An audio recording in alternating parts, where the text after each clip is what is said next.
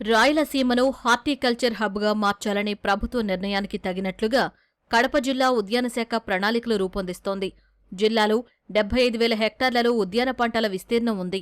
ప్రధానంగా అరటి, చీనీ, మామిడి, పసుపు పంటల దిగుబడిని పెంచడంతో పాటు మార్కెటింగ్ సౌకర్యం కల్పించే విధంగా కార్యాచరణ సిద్ధం చేసినట్లు ఉద్యాన శాఖ డిప్యూటీ డైరెక్టర్ సతీష్ తెలిపారు. ఏప్రిల్ నుంచి ప్రారంభమయ్యే హార్టికల్చర్ హబ్ వచ్చే 3 ఏళ్ల పాటు కొనసాగుతుందని డీడీ తెలిపారు. పులివెందుల అరటిని విదేశాలకు ఎగుమతి చేసే విధంగా ప్రణాళికలు రూపొందిస్తున్నామన్నారు. నాణ్యత కలిగిన అంటు మొక్కలను రైతులకు అందించి తద్వారా రైతుల తలసరి ఆదాయం పెంచడమే ధ్యేయంగా హార్టికల్చర్ హబ్ పనిచేస్తుందంటూ చెబుతున్న కడప జిల్లా ఉద్యాన శాఖ డీడీ సతీష్తో మా ప్రతినిధి మురళి ముఖాముఖి ఇప్పుడు చూద్దాం. రాయలసీమను హార్టికల్చర్ హబ్గా మార్చేందుకు రాష్ట్ర ప్రభుత్వం నిర్ణయం తీసుకున్న నేపథ్యంలో రాయలసీమ జిల్లాల్లో ఉద్యాన పంటల సాగు ఏ విధంగా ఉంది అనే దానిపైన, అదేవిధంగా మరి ముఖ్యంగా కడప జిల్లాలో అత్యధికంగా ఉద్యాన పంటలు సాగు అవుతున్న నేపథ్యంలో ఉద్యాన శాఖ డిప్యూటీ డైరెక్టర్ సతీష్ గారు మన దగ్గర ఉన్నారు. ఆయన అడిగి మరిన్ని విషయాలు తెలుసుకుందాం. హార్టికల్చర్ హబ్ చేయడం వల్ల మనకు కడప జిల్లాలో ఉద్యాన పంటల సాగు పరిస్థితి ఎట్లా ఉంది? రాయలసీమ ప్రాంతంలో ఉన్నటువంటి వైఎస్ఆర్ కడప జిల్లా ఉద్యాన పంటలకు పెట్టింది పేరు. ఈ జిల్లాలో ఉన్న వాతావరణ పరిస్థితుల వల్ల, సాయిల్ కండిషన్ బాగా ఉండేదానివల్ల దాదాపు 25 రకాల హార్టికల్చర్ పంటలు ఈ జిల్లాలో సాగవుతున్నాయి. ప్రధానంగా చీనీ, అరటి, మామిడి, నిమ్మ, వీటితో పాటు కూరగాయలు, ఉల్లి, సుగంధ ద్రవ్యాలైనటువంటి పసుపు, వీటితో పాటు పువ్వులు కూడా ఈ జిల్లాలో బాగా సాగవుతున్నాయి. దాదాపు 75,000 హెక్టార్లలో పండ్ల తోటలు, కూరగాయలు, సుగంధ ద్రవ్యాలు, అదేవిధంగా ఈ మధ్య కాలంలో ఆయిల్ పామ్ పంటను కూడా ఈ జిల్లాలో పండించడానికి రైతులు మొగ్గు చూపుతున్నారు.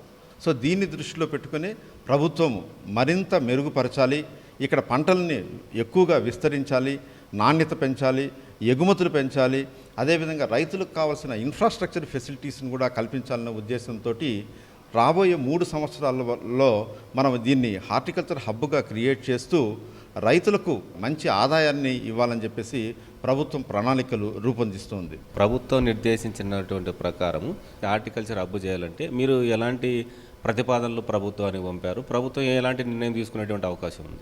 అరటి వరకు తీసుకుంటే మనకి పులివెందుల, లింగాల, వేముల ఆ ప్రాంతంలో అరటి బాగా పండిస్తున్నారు. అక్కడ టిష్యూ కల్చర్ అరటి గ్రాండ్ 9 వెరైటీని బాగా పండిస్తున్నారు. ఆంధ్రప్రదేశ్లో మిగతా ప్రాంతాల్లో 1 హెక్టార్కు 60 టన్నులు దిగుబడి ఉంటే మన పులివెందుల ప్రాంతంలో 65 టన్నుల వరకు దిగుబడి వస్తున్నాయి. కాబట్టి సో దీన్ని దృష్టిలో పెట్టుకొని వేరే దేశాలకు ఎక్స్పోర్ట్ చేయాలనికి మనకి ఇప్పుడు ప్రస్తుతానికి మనకి ఉత్తర భారత్ ప్రాంతాలైనటువంటి కాశ్మీరు, ఉత్తరప్రదేశ్, రాజస్థాన్కి మన పులివెందుల నుంచి ఇక్కడి నుంచే అవుతుంది. వీటితో పాటు కొంత మొత్తంలో గల్ఫ్ దేశాలకు కూడాను ఇక్కడి నుంచి తాడిపత్రి రైల్వే స్టేషన్ నుంచి బొంబాయికి వెళ్ళి అక్కడి నుంచి వెళుతున్నది.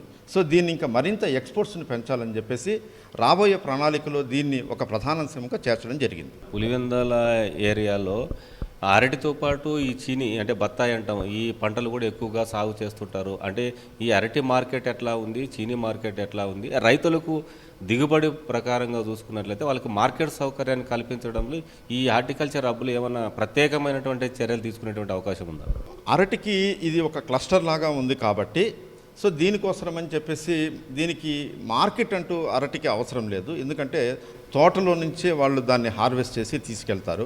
సో దీనికి మార్కెటింగ్ సౌకర్యంకి ఎక్కువ కల్పించాలనేసి ఒక ఉద్దేశంతో ప్రణాళికలు రూపొందిస్తున్నాము అరటికి. అదేవిధంగా చీనీకి వచ్చేసరికి చీనీకి కూడాను పులివెందులలో పాటు సింహాద్రిపురము, తొండూరు, అక్కడ విఎన్పల్లి అక్కడ కూడా బాగా పండిస్తున్నారు. కాబట్టి ఇప్పుడు ఆల్రెడీ మనకి పులివెందుల్లో ఒక రెగ్యులేటెడ్ మార్కెట్ యార్డు ఉంది.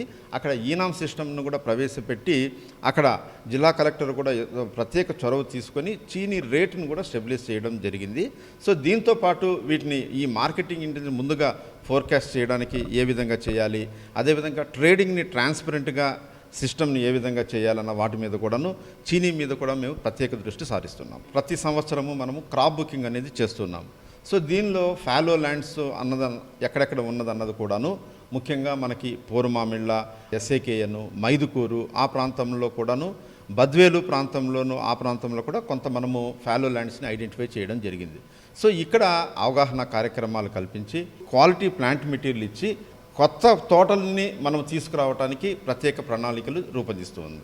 జిల్లాలో మైదుకూరు, చీకేదిన్నె, పెళ్లిమర్రి ప్రాంతాల్లో కూడా ఈ చామంతి పూల తోటలు కూడా సాగు చేస్తూ ఉంటారు. పసుపు కూడా ఎక్కువగా మైదుకూరు ఏరియాలో సాగు చేస్తుంటారు. ఆ పంటల పరిస్థితి ఎట్లా ఉంది? దానికి మార్కెట్ సౌకర్యం కావచ్చు, దిగుబడి ఎట్లా ఉండబోతుంది? ఇప్పుడు పసుపు పంట దాదాపు ఒక 2500 హెక్టార్లలో మైదుకూరు మేజర్ క్లస్టర్ తోటి అక్కడ పండిస్తూ ఉన్నారు. సో దీనిలో ఇంప్రూవ్డ్ వెరైటీస్ని తీసుకురావడానికి, డ్రైయింగ్ ప్లాట్ఫామ్స్ తీసుకురావడానికి, పాలిషింగ్ డ్రమ్స్ తీసుకురావడానికి పోస్ట్ హార్వెస్ట్ మేనేజ్మెంట్ కింద ఉద్యాన శాఖ ఫండ్స్ అలాట్ చేసింది.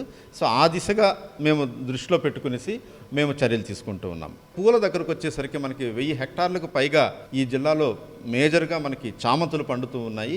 ముఖ్యంగా ప్లాంట్ మెటీరియల్ కోసం హైటెక్ నర్సరీని కూడా మేము ఎస్టాబ్లిష్ చేసి ఇక్కడనే వీళ్ళకి ప్లాంట్ మెటీరియల్ ఇచ్చి వీళ్ళకి మార్కెటింగ్ సౌకర్యాన్ని కల్పించడానికి కూడాను ఈ హార్టికల్చర్ హబ్ స్కీమ్లో మేము వీళ్ళని ప్రణాళికలు కూడా రూపొందిస్తున్నాం. సార్, దీంతోపాటు జిల్లాలో మామిడి సాగు కూడా ఎక్కువగా ఉంది. రైల్వే కోడూరు, ఇట్లా లక్కిరెడ్డిపల్లి, పులివెందల సమీపంలోని చక్రాయపేట ప్రాంతాల్లో కూడా మామిడి తోటలు ఎక్కువగా సాగు చేస్తారు. అంటే ఆ రైతులకి మీరు ఈ హబ్ ద్వారా ఏం చెప్తారు? మామిడిలో మనకి అది ట్రెడిషనల్గా వస్తున్న పంట. సో ఇక్కడ మనము కావాల్సింది ప్రొడక్టివిటీ పెంచడము, క్వాలిటీని ఇంప్రూవ్ చేయడం అనేది ఒక ప్రధానమైన ఉద్దేశము.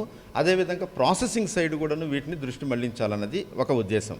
మామిడిలో నాణ్యత పెంచడానికి ఈ మధ్య కాలంలో మేము ఫ్రూట్ కవర్స్ కూడా ఇస్తున్నాము. హార్టికల్చర్ హబ్కు సంబంధించి ప్రభుత్వం తీసుకునేటువంటి నిర్ణయానికి అంటే ఈ జిల్లాకు ఏమైనా నిధులు కేటాయించేటువంటి అవకాశం ఉందా? అంటే ఎంత కావాలని ఏమన్నా ప్రభుత్వానికి మీరు ప్రతిపాదనలు పంపారు? అంటే ఈ హార్టికల్చర్ హబ్ను విస్తృతం చేయాలనేటువంటి విషయాన్ని రైతులకు మీరు చేరవేశారా ఇప్పటికే? మనకి 3 సంవత్సరాలకి ఈ స్కీమ్ ఉంటే మొదటి సంవత్సరంలో ఫస్ట్ ఫేజ్ కింద మన సింహాద్రిపురము, లింగాల, అదేవిధంగా వేముల ఆ కొన్ని ప్రాంతాల్లో కొన్ని క్లస్టర్స్ను ఐడెంటిఫై చేసి సో దానికి ప్రతిపాదనలు పంపించడం జరిగింది. వచ్చే రాబోయే ఆర్థిక సంవత్సరంలో 26-27 సంవత్సరంలో మాకు ప్రధాన కార్యాలయం నుంచి వచ్చిన ఆదేశాల మేరకు ఈ జిల్లాలో ఉద్యాన పంటల్ని అదేవిధంగా నాణ్యత పెంచడానికి, రైతుల తలసరి ఆదాయము పెంపొందించుకునేదానికి ఈ జిల్లా ఉద్యాన శాఖ సమాయత్తమవుతున్నది. రాయలసీమ జిల్లాలను హార్టికల్చర్ హబ్గా చేస్తున్న నేపథ్యంలో కడప జిల్లాలో కూడా అందుకు అనుగుణంగా ప్రణాళికలు కూడా రూపొందించామని మొదటి ఫేజ్లో పులివెందల ప్రాంతాల్లోని 3 మండలాలను ఎంపిక చేసి అక్కడ ప్రయోగాత్మకంగా చర్యలకు ఉద్యాన శాఖ అన్ని రకాల సన్నాహాలు చేస్తున్న అభిప్రాయాన్ని డిడి సతీష్ గారు వ్యక్తం చేస్తున్నారు. కెమెరామెన్ జగదీష్తో మురళి, ఈటీవీ న్యూస్, కడప.